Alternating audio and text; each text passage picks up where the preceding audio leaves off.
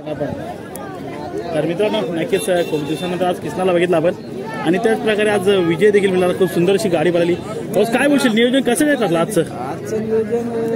मागच्या अड्ड्याला आपला काकडवरचा अड्डा कॅन्सल झाला होता, त्याच्या गाडीचं नियोजन झालं होतं, पण त्या अड्डा कॅन्सल झाल्यामुळं पुढे ढकलण्यात आला होता। आज इथे पळवली गाडी, खूप छान गाडी पळली। आणि पेऱ्याचा कोण होता आज पेऱ्याला? पालेगावचा टॉन। आणि कशी गाडीचा पल कसा वाटला आजचा? खूप छान पळाली, 2-3 चकड्यामध्ये गाडी झाली।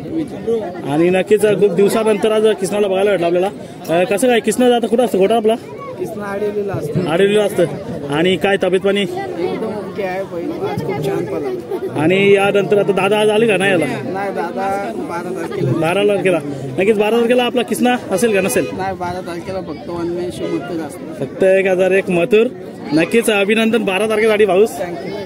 आणि खूप सुंदर अशी गाडी बनवून त्याच प्रकारे आपल्याला रणवीर राहुलभाई पाटील यांच्या धावणीतला सर्वात पहिला बैल, काय बोलायला याच्याबद्दल जेवढं आपल्या धावणीचं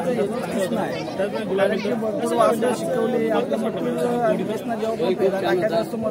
खूप आनंद झाला। आणि आज जरी तो एवढा वयाचा झाला असला तर खूप रग आहे त्यात। एवढं वय झालं पण तीच धम्म काय होतं, चांगल्या अशा गाड्या मारतो। गेल्या सीझनला पण भरपूर गाड्या झाल्या होत्या, या सीझनला पण असतात। आणि माझी एक जुनी आठवण म्हणजे नाही का, उसाटण्या अड्ड्यामध्ये प्रसादला घेऊन गेला, आठवतं का तुला? किसनाने थोडा हे केलं, मस्ती केली पाय गुतलं होतं चक्रामध्ये। आणि खूप पळाला दादा आज किसना।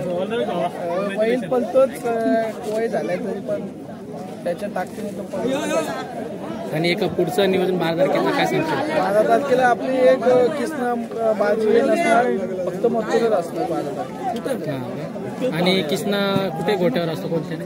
किसना आपला आडिवलीला असतो, दादाच्या घरी असतो।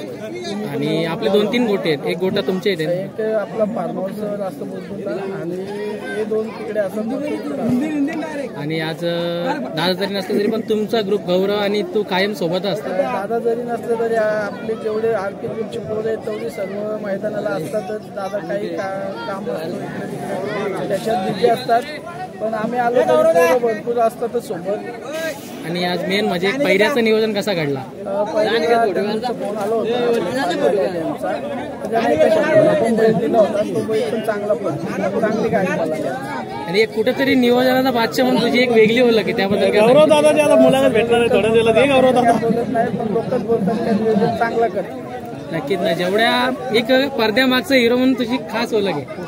माझं काय लोकांनी नाव ठेवलेलं आहे की नियोजन करते चांगलं म्हणून। नक्कीच दादा, आणि आज तुला पण शुभेच्छा आणि बैलांना पण खूप शुभेच्छा। थँक्यू।